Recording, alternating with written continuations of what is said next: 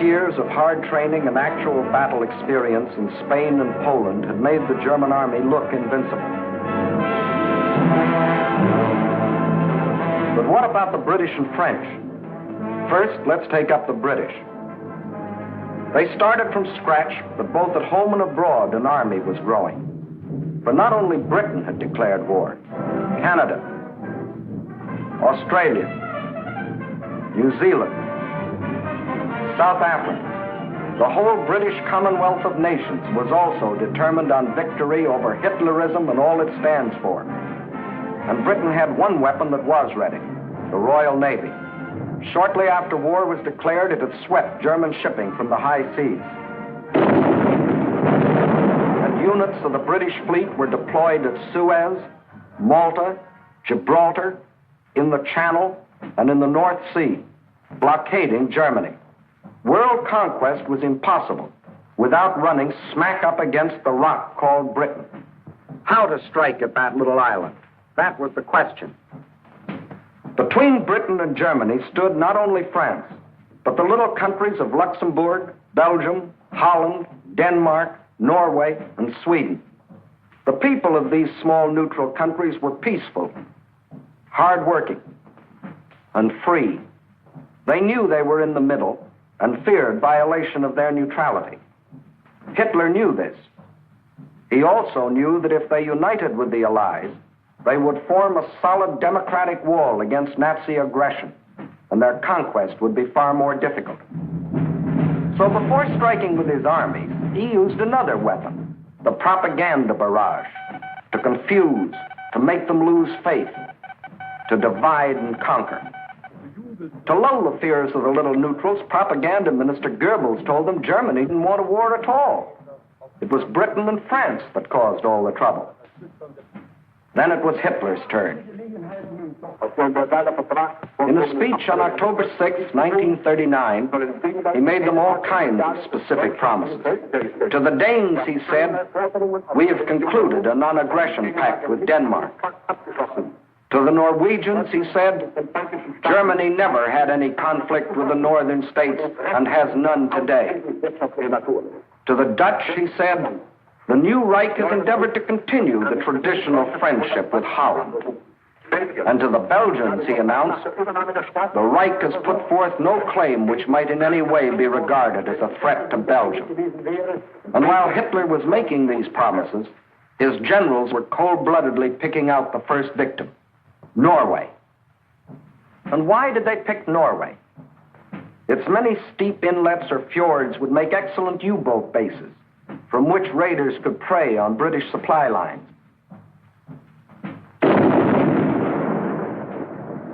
Also, it would give the Nazis vital air bases. This is Scapa Flow, British naval base, and this the blockade fleet. At this time, the German-based bombers couldn't reach them. Possession of bases on Norway's western shore would bring these vital British defenses under easy bomber attack. But he couldn't take Norway without also taking tiny Denmark, the springboard for his attack. So at dawn on April 9th, 1940,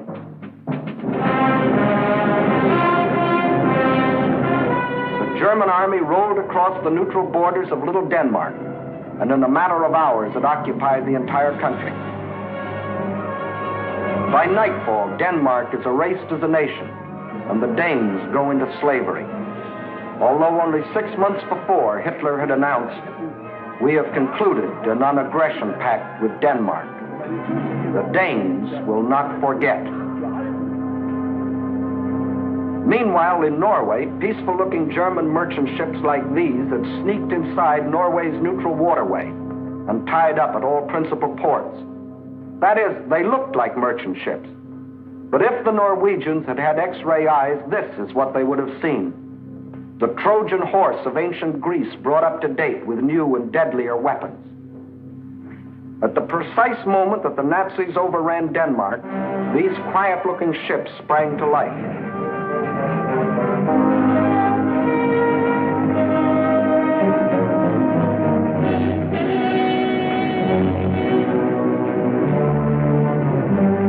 At the same time, Nazi warships, discovered along the entire coastline, started steaming up the Norwegian fjords.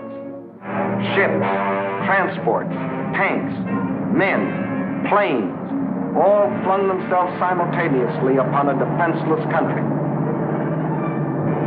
Airborne infantry seized every strategic Norwegian airport. The whole job was made easier by treacherous fifth columnists, led by Major Quisling, who seized power and issued orders to suppress resistance. Nazi warships steamed past silent guns that could have blasted them out of the water. This was one of the most amazing acts of treachery the world has ever known. It brought Major Quisling international fame, making his very name synonymous with the word traitor. By the afternoon of April 9th, the Germans were in complete control of all 7 ports where they had landed in the morning.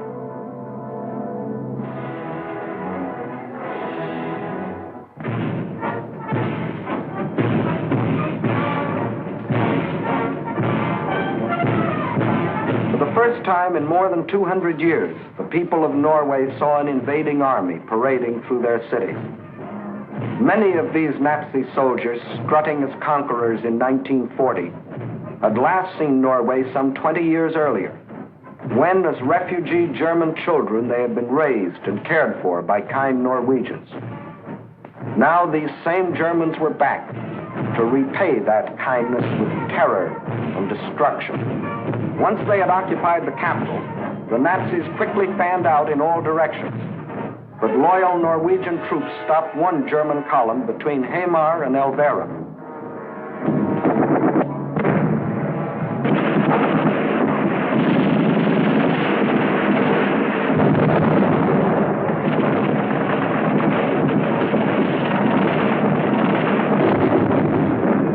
So the Germans brought up their bombers.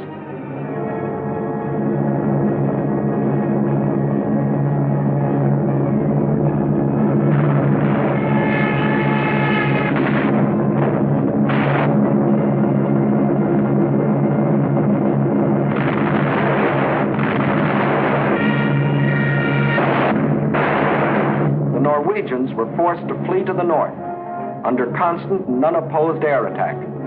It was here that Captain Robert Lose, an American military attaché, was killed, the first American soldier to lose his life in this war. Meanwhile, the Nazis had spread all over the country. Small patrols occupied every strategic village. Parachute troops landed high in the mountains.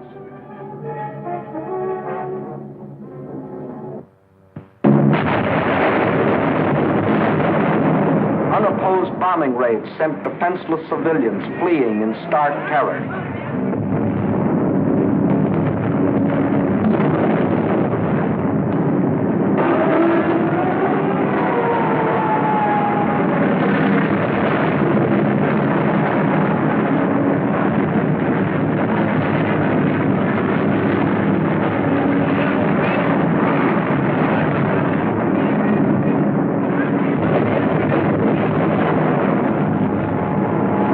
They hadn't wanted war. They had done everything to avoid it. Hoping they could escape the Nazi scourge, they had compromised and tragically failed to unite with the other democracies. And now they faced the scourge defenseless and alone. For before the Allies could come to their aid, the Germans were in control of all principal ports. Regardless of this, British, French, and Polish contingents plunged in and made several landings along the Norwegian coast. They landed forces north and south of Trondheim and attempted an encircling movement on the city under constant, heavy, and almost entirely unopposed air attack.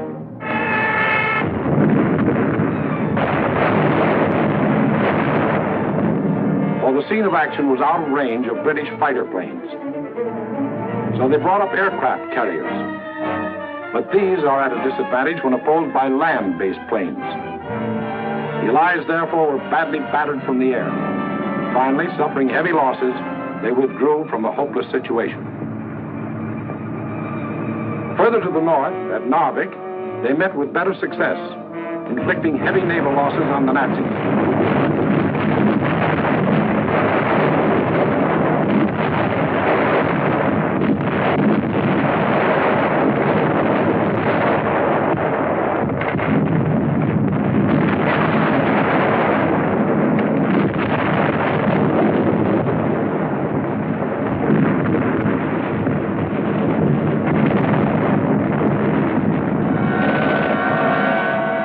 Landings and held the town for nearly 2 months.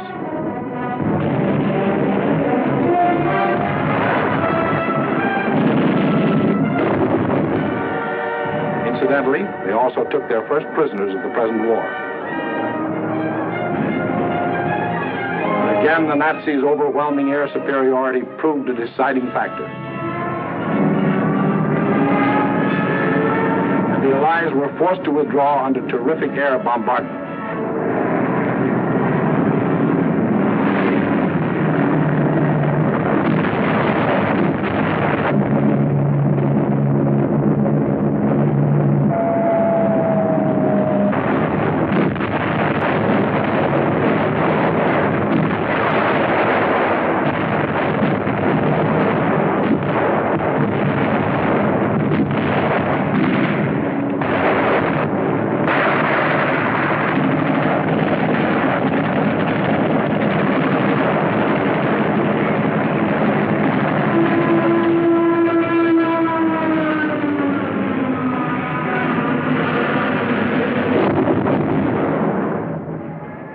Norwegians were left with their Quislings, their ruins, their dead.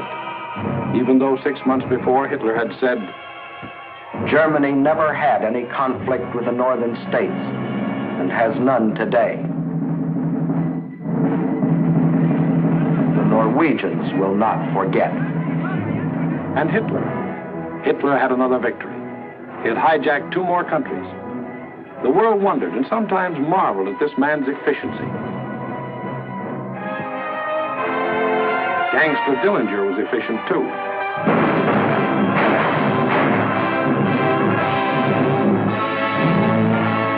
When a man or a nation throws away all regard for the laws of God and man, he is bound at first to be more efficient than his victims. Society had a police force to deal with Gangster Dillinger, but it had no police force to deal with Gangster Hitler. So he clubbed Norway into submission and got what he wanted, bases for use against Britain. Now he had the northern claw of an enormous pincer movement. A drive through France would give him the southern claw. Blockade by U-boats coupled with mass bombing attacks would weaken the British for final invasion. Then, with Britain gone, Germany could reach out in all directions for world conquest.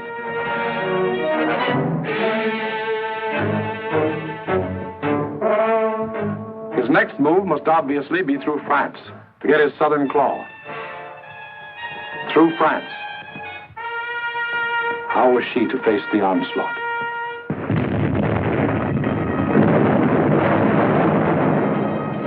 These scenes are ancient history. They occurred in 1914. The German armies, without warning, had smashed across neutral Belgium, invaded France, reached the River Marne only a few miles from Paris. Out of the French capital poured the French reserves, riding out to battle the enemy in every vehicle that could move. The famous taxicab army. Note well, it was riding out to battle. In the center of the French line stood the 9th French Army, commanded by a then comparatively unknown general. On September 5th, 1914, he is reputed to have said, "My right is driven in. My center is giving way. The situation is excellent. I attack."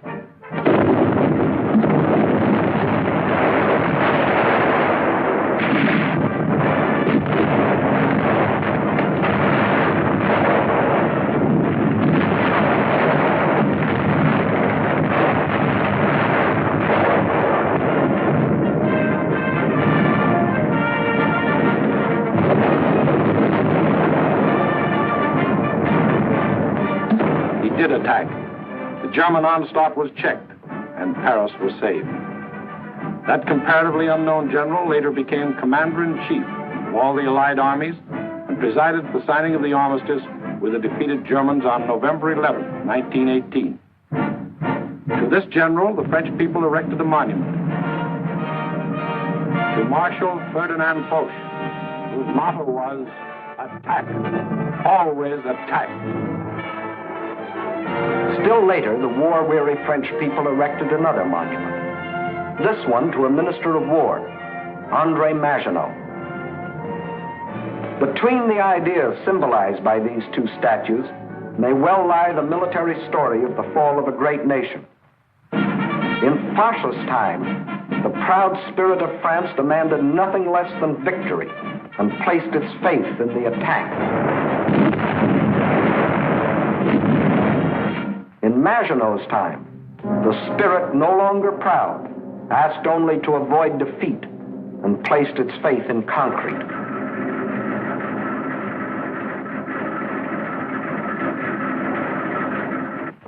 So the French built the mighty chain of fortresses called the Maginot Line. These tremendous bastions were built deep into the French land. They were connected by underground passages and railways, guarding France's eastern borders facing Germany. And when France was finally forced to declare war against the rising Nazi menace, the French troops, instead of attacking, were marched into their modern caves to wait for the Nazi blitz to smash itself against the Maginot Line. And their generals, headed by Marshal Pétain, proudly announced, "Whoever makes the first move in this war will be hurt." But Hitler didn't go near the Maginot Line. That was France's strong point. Instead, he attacked the weak point. Hitler knew that the French had tried to avoid war instead of preparing for it. That knowledge was one of his greatest weapons. He knew they had planes, but he knew they were antiquated. He knew they had tanks, but he knew they were few in number and lightly armored. But most important of all, he knew that France had become a cynical and disillusioned nation. What made this change in the French spirit? In the first place, between 1914 and 1918, the French suffered more than 6 million casualties in the heroic defense of their land against German invasion. The flower of an entire generation was lost, with its stimulus of new blood, new determination, new ideals. Secondly, the failure of the League of Nations, to which the French had pinned their hopes of peace, the corruption of many in high places, the greed of special interests, all had combined to shake the faith of the French people in their democratic ideals. And when a people loses its faith in its own ideals, it is ripe for the insidious words of the devil. France still looked like an imposing castle, but Hitler's political termites had so gnawed away the binding of national unity that the castle was ready to crumble.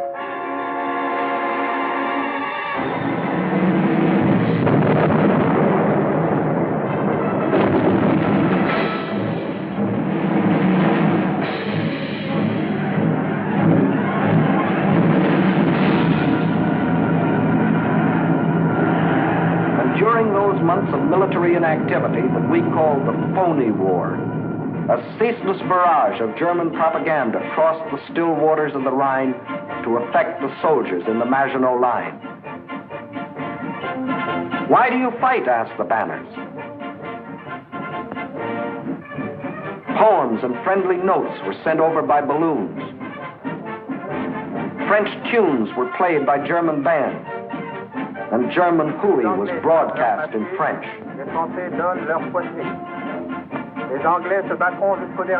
The British will fight to the last drop of French blood.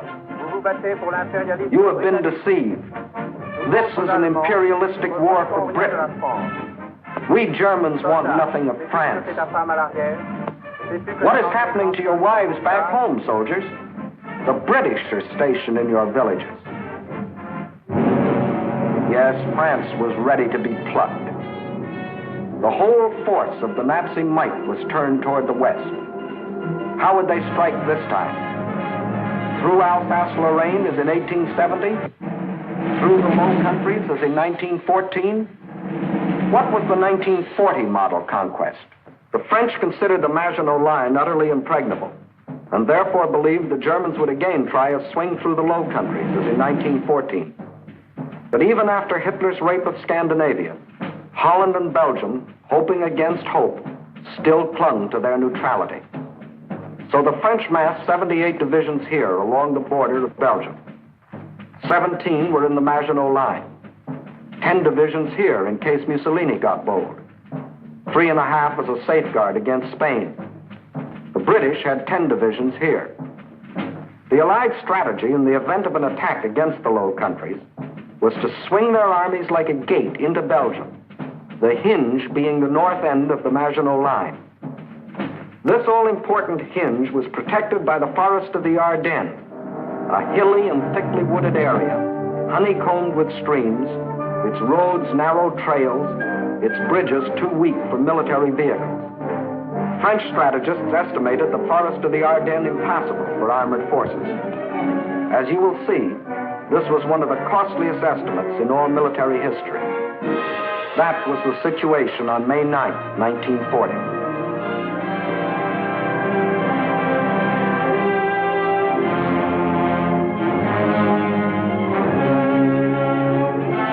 The hour of trial had come.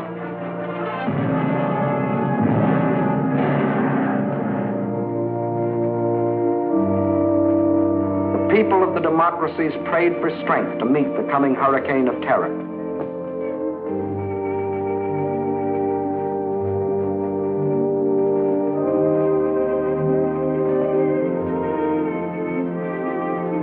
While across the Rhine, Juden ist uns verschrieben und verfallen mit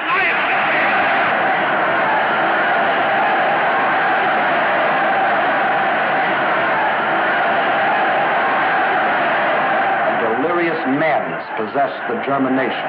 Nun als Dauererscheinung für uns, unser Oberster, wird die Einführung der allgemeinen immer wieder herniedersteigen. Und dass man die Wahrheit über Deutschland berichtet. 50.000 Mann auf den Baustellen, der ganz Deutschland erfasste. Überall herrscht seit einem Jahr Regen. Und für den deutschen Ex. Die Reinheit seiner Rasse hält. Hitler aber ist Deutschland wie Deutschland. Deshalb innerlich nicht zu uns gehört.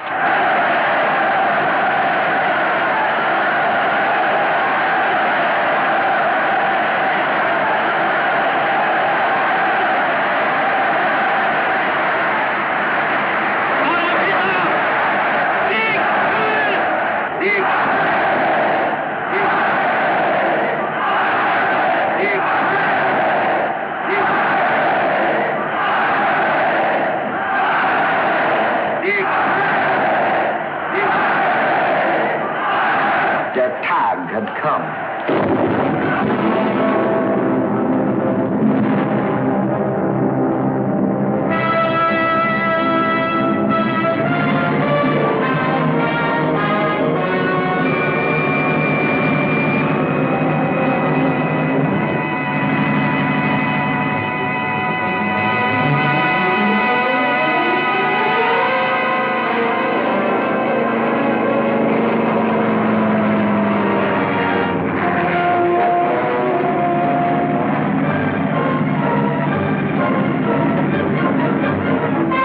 Without even bothering to declare war, the German armies launched a coordinated attack across the neutral borders of Luxembourg, Belgium, and Holland, from the Maginot Line north to the sea.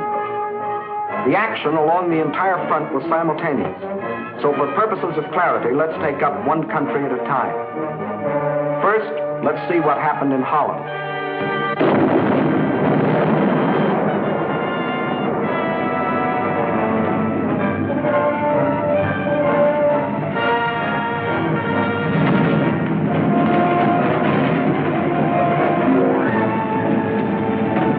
Nazi ground forces smashed through the improvised and hastily erected border defenses.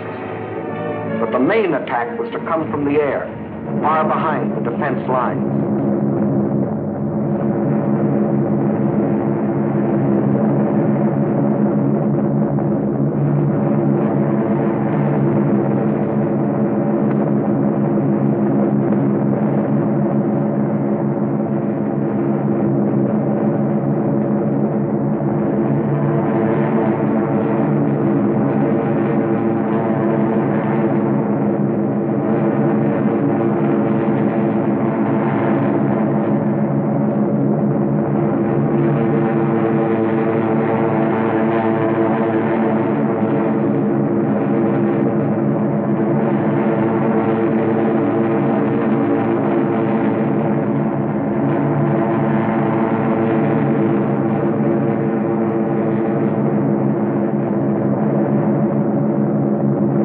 Over 10,000 troops were landed in this manner. Before the stunned citizens of Rotterdam even knew they were at war, these troops, aided by well-trained fifth columnists, quickly captured the airport and outlying sections of the city.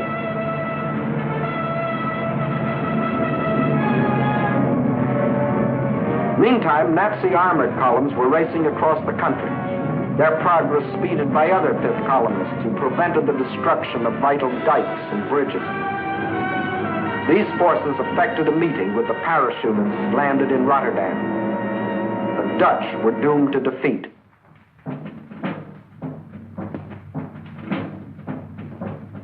On the fourth day of the invasion, the Nazis gave the Dutch general an ultimatum. All Dutch resistance must cease, or Rotterdam will be bombed flat.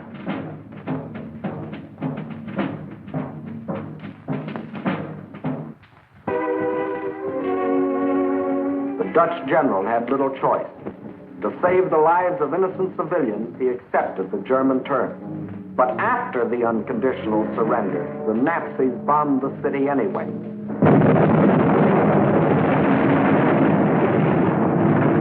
Flights of unopposed German bombers flew low over the center of Rotterdam and methodically bombed it into a heap of rubble.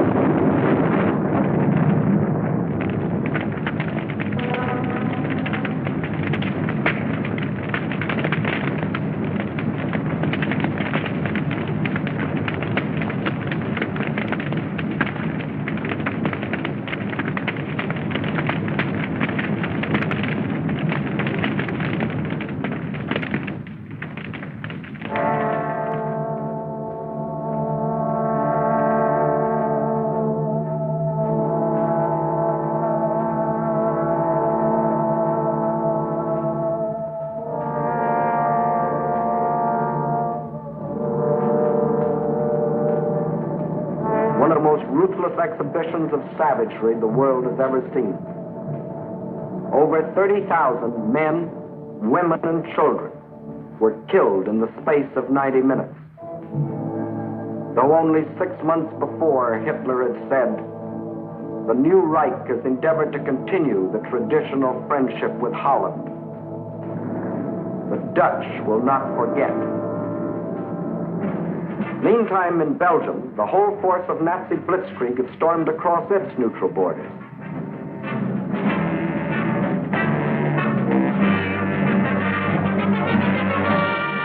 The main German attack was directed at the Albert Canal-Meuse River line, the anchor of which was Fort Iben-Amael, a modern and seemingly impregnable fortress.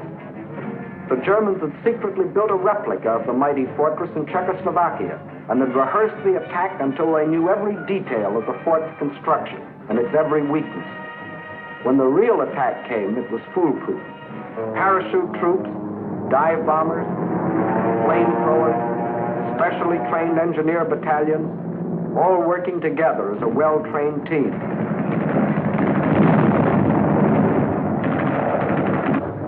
They knew exactly where to cross the river.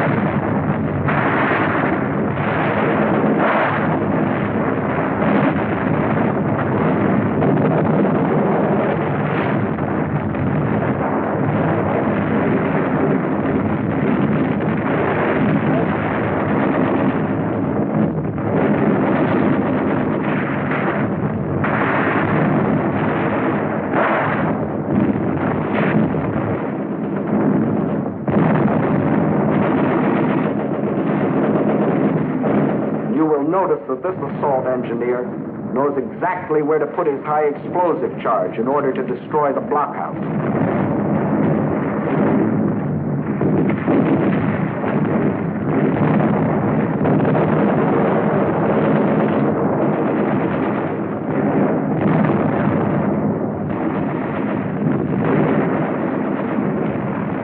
Fort Iben-Amael withstood the Nazi attack exactly 2 days. And the German armies rolled on.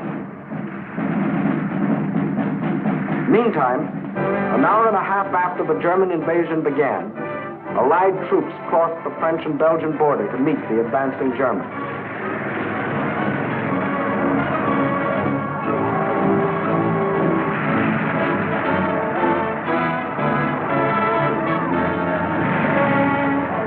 As they raced across Belgium to take up their defense positions, they met an obstacle they hadn't counted on.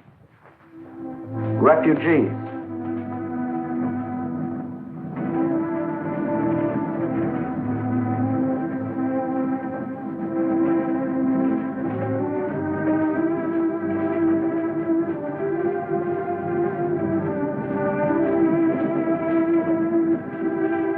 And the refugee-choked roads didn't get that way by accident. The Nazis methodically bombed little towns and villages, otherwise devoid of any military value, not so much to kill as to drive the inhabitants out onto the highways.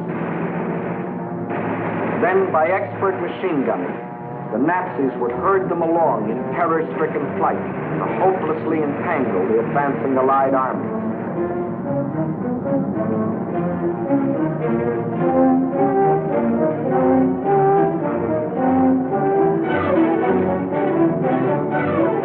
Refugees used as a weapon of war, a new low in inhumanity.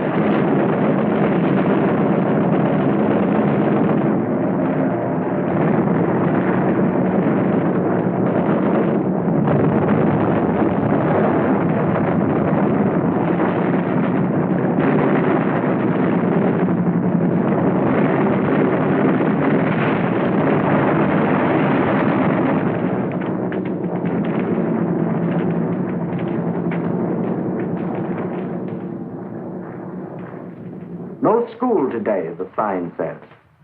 The children are otherwise occupied.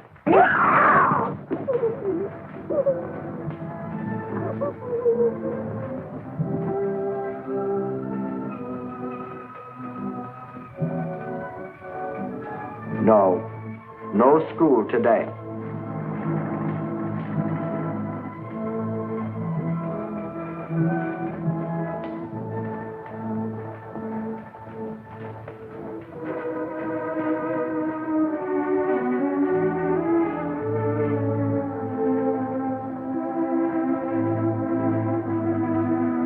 Although only 6 months before, Hitler had announced, "The Reich has put forth no claim which might in any way be regarded as a threat to Belgium."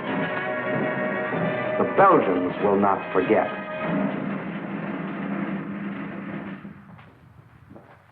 And what about the Allies? They were convinced that the German attack on Belgium and Holland was the main thrust, and according to plan, had swung their armies like a gate into Belgium. But the attack on Belgium and Holland was only a feint. The main German attack was to be centered where the Allies least expected it, through the Ardennes forest. For this decisive blow, they had secretly assembled the mightiest striking force the world had ever seen, including 45,000 armored vehicles.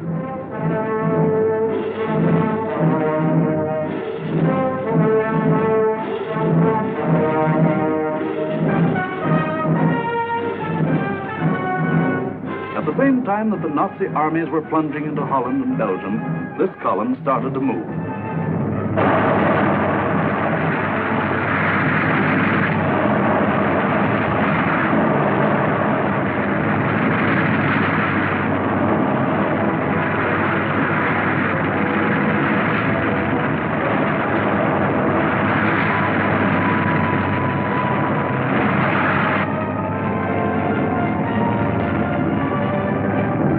Well-trained engineer battalions went first.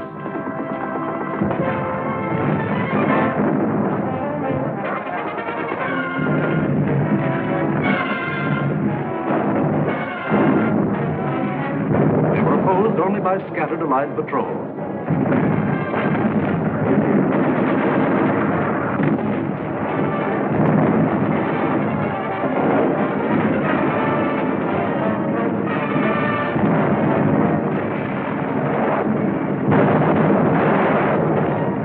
They cleared pathways for the tanks to follow.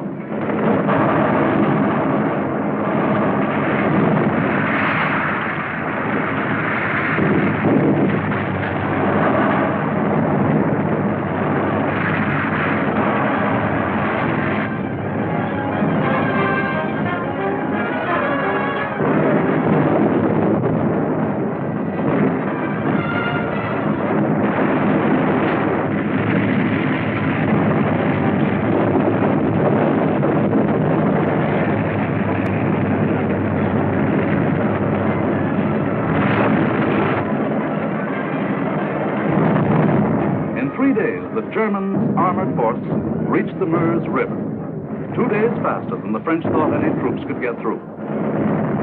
By old rules, the Germans should have paused here to bring up heavy artillery before attempting to force the river.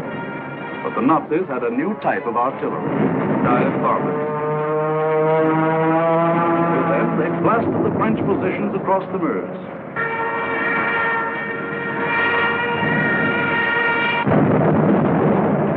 With feverish haste, the Germans laid a barrage across the river with anything and everything that would shoot.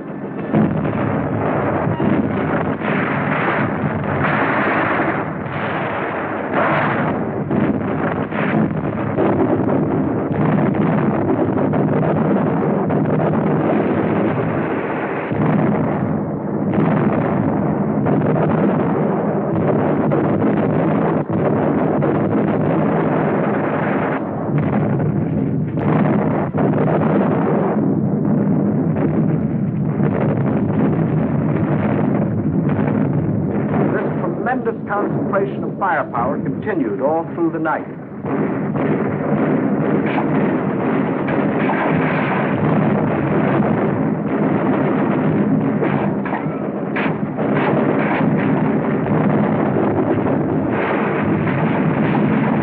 By the following day, shock troops were able to get across the river.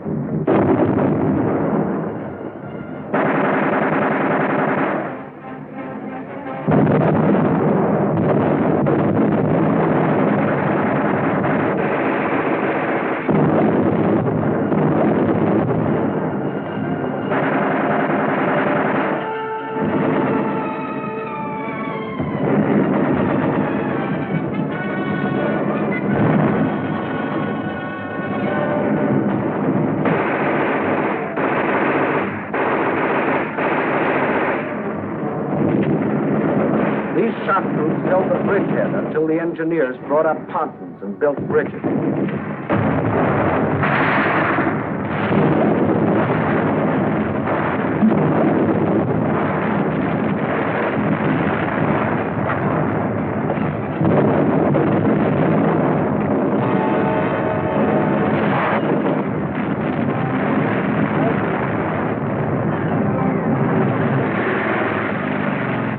Then, without wasting a moment, across these bridges, the main armored force of the German military machine rolled through to Sedan for the all-important breakthrough into a dismayed and flat-footed France.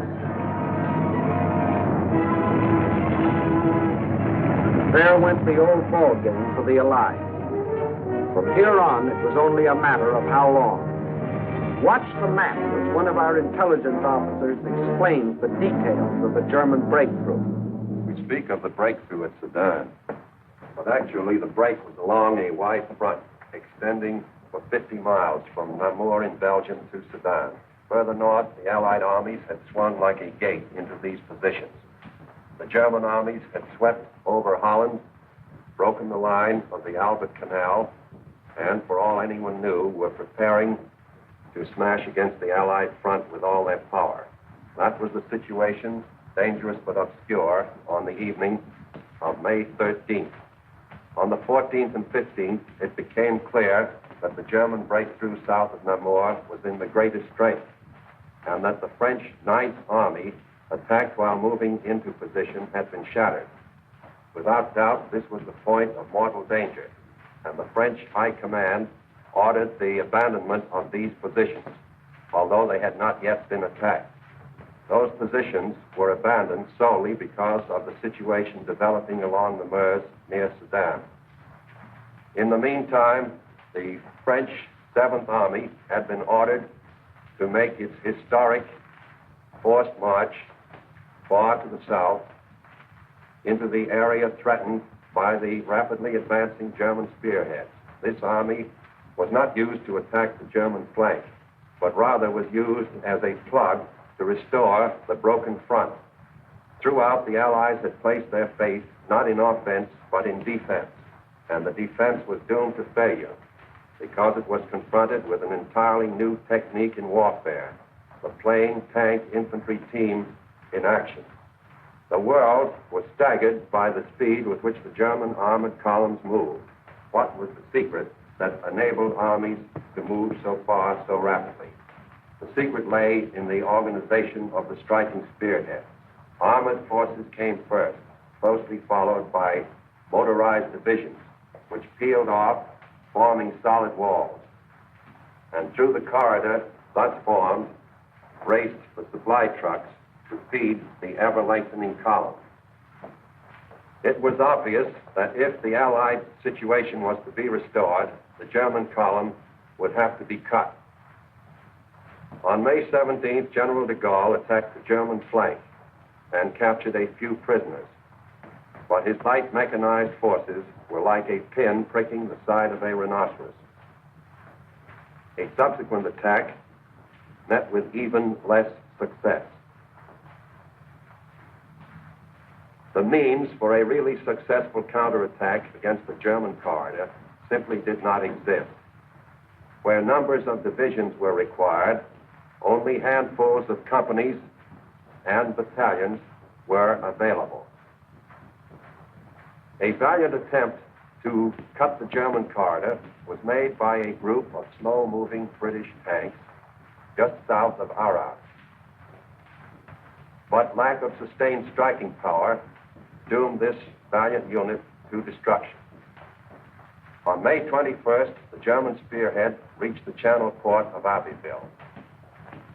Protecting their flank along the Somme, the Germans fanned out to the north and east. This was to be the perfect battle of annihilation. On May 28th, the Belgian army, compressed into a small space and weary of battle, laid down its arms. That left the desperate French and British defenders with their backs to the sea at the small channel port of Dunkirk. One of the greatest disasters in history seemed in the making. An entire British army faced annihilation. But out of the fog and the mist shrouding the channel came a strange armada of navy craft, fishing boats, pleasure yachts, anything that would float. The seagoing people of Britain had come to rescue their army. High overhead, British fighter planes fought the Luftwaffe to a standstill.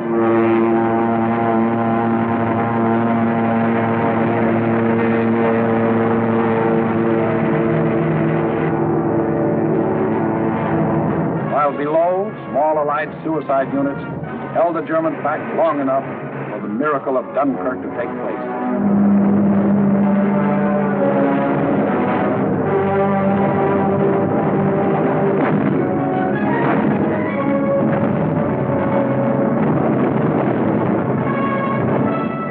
$211,500 British troops, plus 112,500 French and Belgian were rescued.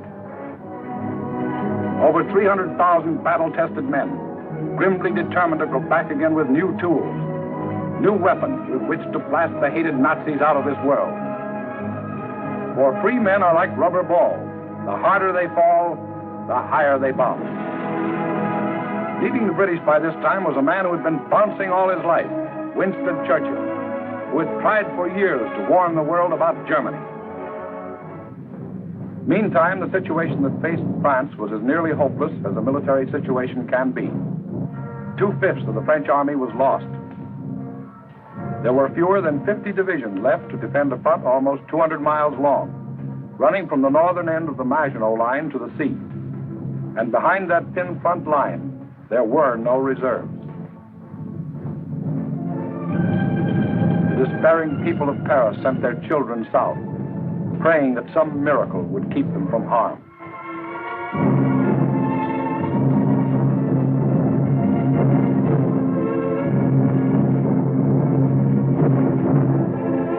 The hopeless men of the French army, without adequate arms or equipment, braced themselves for the coming blow. The first blow fell on June 5th. The French resistance was determined, but by June 8th, the left flank army had been shattered, and a general withdrawal was ordered to the line of the Marne and the Seine. On June 9th, the German main attack came. Within 2 days, the German armored and motorized divisions roared out into the open terrain. With this breakthrough, the issue of the Battle of France was decided, and from that time on, there was official talk of an armistice. Now, what about the famous Maginot Line? Let's go back and take a look. On June 14th, the Germans launched 2 attacks against the Maginot Line. In both cases, penetrations were effected. But we must remember that this was against fortifications defended by men devoid of hope. In the meantime, Mussolini, now thinking it's safe, sent his division racing across the border. The hand that held the dagger has struck it into the back of its neighbor.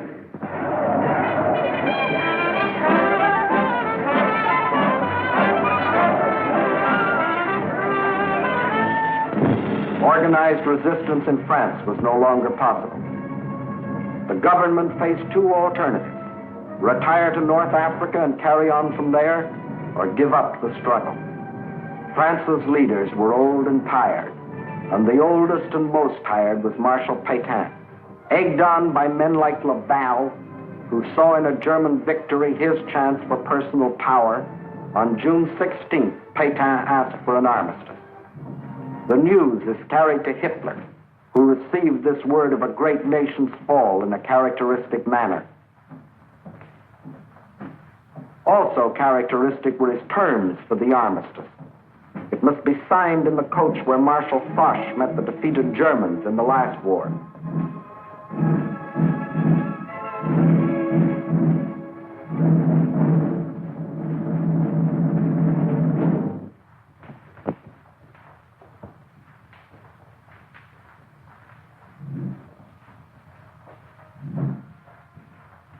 The French delegation arrived to pay the final price of French disunity and the treachery of some of its leaders.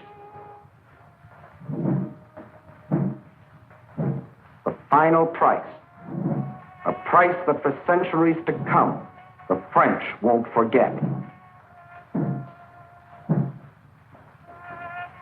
More than 3/5 of their country was to be blacked out by a military occupation. The remainder was to be controlled by a French government acceptable to Hitler. A tax of 400 million francs a day was to be imposed on the French people to support the German army of occupation. Nearly 2 million French prisoners of war were to be taken into Germany and kept there as hostages, to work as slaves or rot of hunger, tuberculosis, or other diseases in concentration camps. Men deliberately and permanently separated from their families in order to decrease the French birth rate and thus eliminate France as a world power in future generations. French civilians, men, women, and children, must slave on farm or in factory for the Nazi master race or starve. There will be a class of subject alien races. We need not hesitate to call them slaves. French children were to grow up on such inadequate food that many would reach the age of 12 before they grew new teeth. And for any attempts to protest against these restrictions, thousands of innocent French civilians would be executed. This was the price the French were to pay as they signed the armistice. And a master of the master race must go to Paris to tour the streets of what was once the City of Light. You notice no cheering crowds here to welcome in the new order.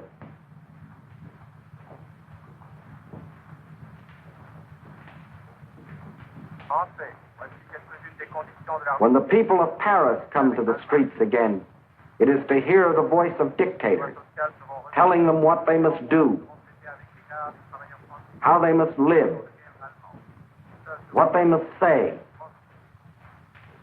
what they must think, telling them how to be slaves. Gone is the Republic of France. Gone is free speech and a free representative government. Gone is liberty, equality, fraternity. These are the French. With their ears, they listen. But their minds and their hearts, these are down on the Mediterranean, where the battle colors of the regiments are being taken to Africa, out of the Nazi grasp.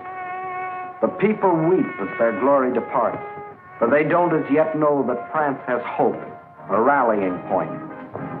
Charles de Gaulle, a soldier in the great tradition of Foch, is not surrendering.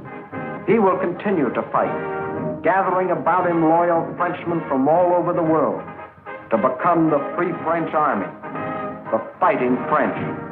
Yes, the people weep as they watch their colors go, not knowing that 2 years later, those same flags would again be unfurled in North Africa, alongside the Stars and Stripes, alongside the Union Jack. Once more, their leaders, General de Gaulle and the famous General Giraud, stand united in the common cause with the leaders of their allies. Once more, the red, white, and blue of France is raised on high. For out of the ashes of the defeat and the humiliation of France, her soul has been born again.